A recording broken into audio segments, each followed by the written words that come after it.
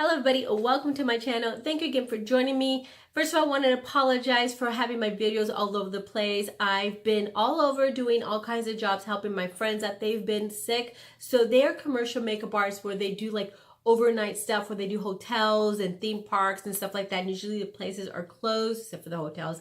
And I've been kind of working my stuff, coming home, making dinner, and then going off to help them out. So it's been kind of hard for me to do videos. I am trying to put them out. They're late, but I'm getting them out there, and now I'm back to my schedule. Anyway, with that being said, we had the Morphe foundation. I also picked up the concealer. The foundation is $18. They have 60 different shades, and I picked mine up in F310.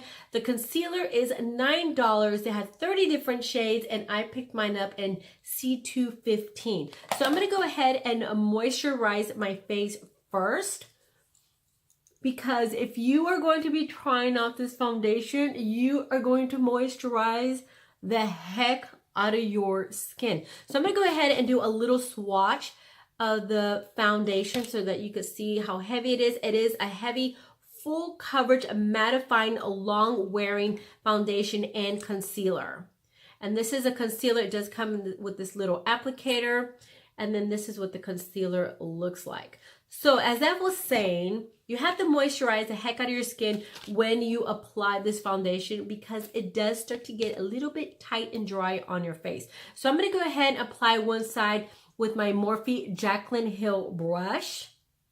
I'm usually a brush girl, but lately with this foundation, I've been using my little Real Technique sponge, because I feel with the brush, I get a little bit more of a fuller coverage than I do with the Beauty Blender, just because the Beauty Blender or the Techniques blender seems to absorb a little bit more of the product. I'm sorry if I start getting a little blurry.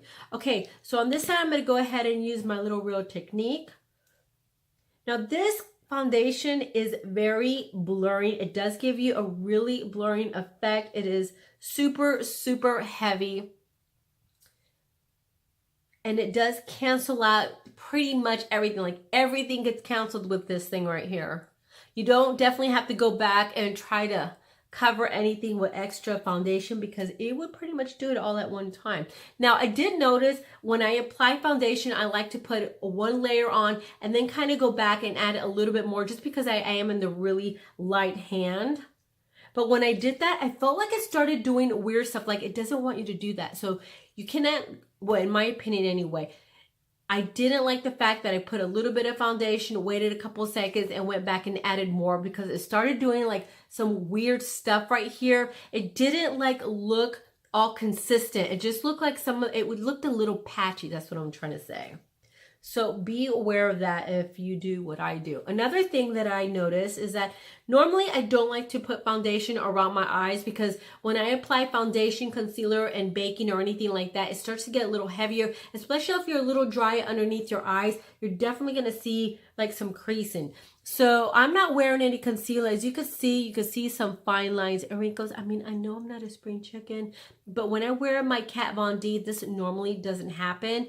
And immediately I start getting like little lines and creases all over the place. Normally this does not happen, and it is happening. So I'm already looking a little bit on the older side. All right, so I'm going to go ahead and put my concealer on. I'm going to put a little bit. And then I'm just going to, I have glitter everywhere. I have this mat that has glitter. It's making me suffer. Okay, so when I apply my concealer, I kind of like to go back and then kind of drag a little bit of that product down, just because it just illuminates underneath the eye nicely. And then it kind of gives your face a little bit of a lift.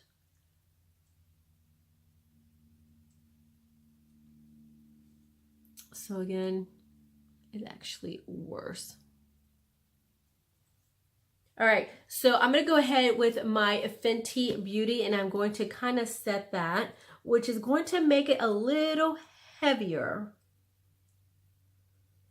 Now, another thing about this foundation, I do smell a little bit of a paint, just a little bit. I mean, when you first take a little whiff, you can smell paint, and then you don't really smell it when you're applying it on your face, but I'm just saying it does kind of have a little bit of a paint scent. All right.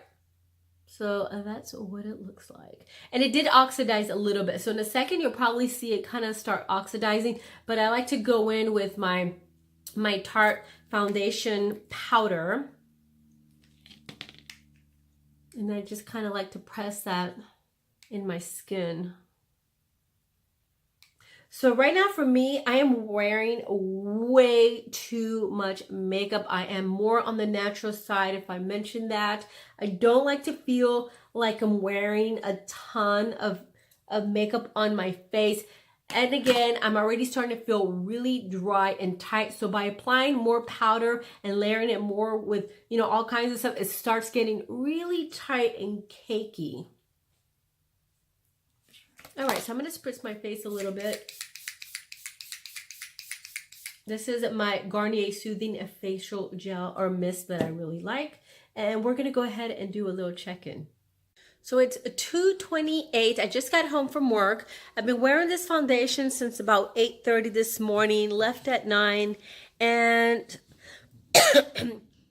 it's very oily. It didn't keep me matte for a very long time. As you could see, I do have some fading. And I have like a little bit of dry patches right here that's kind of sticking to a little bit underneath my eyes. The foundation just kind of like made it look a lot drier because my face actually felt drier as the day went by. And I could feel the foundation on my face. And that is something that I definitely didn't like. But yeah, it didn't really keep me as matte as I was hoping. It did oxidize also. And then later it kind of settled, which is weird. It kind of settled, so it doesn't look as orange as it did when I first put it on. So that's about it. It's not really like the worst foundation ever, but it's not the best either. Okay, so I went ahead and did the rest of my makeup, and right now I'm feeling really tight and dry. It is just way too much. I don't know if you could see on my little fine lines of wrinkles right here. It just kind of started breaking apart a little bit. And my forehead just looks, I just look like I'm 100 years old. I mean, I'm not saying this is the worst foundation ever. I feel like if you like a really full coverage, then you're probably gonna love it. Again, like I mentioned before, if you are dry and you wanna try this out, you're gonna have to moisturize the heck out of your skin, because me having oily skin, I have to really moisturize it. It's just a little bit too dry. It's the driest foundation that I've ever tried, and I have tried a ton of them. Another thing is that I did go to the Ulta. I didn't order it online. The colors are a little bit weird online. When you go to the store, you could actually swatch it. It does oxidize, so, you know, put a little bit on your hand, walk around with it, see what it does. The colors are a little bit on the orangey side, so I did have some issues.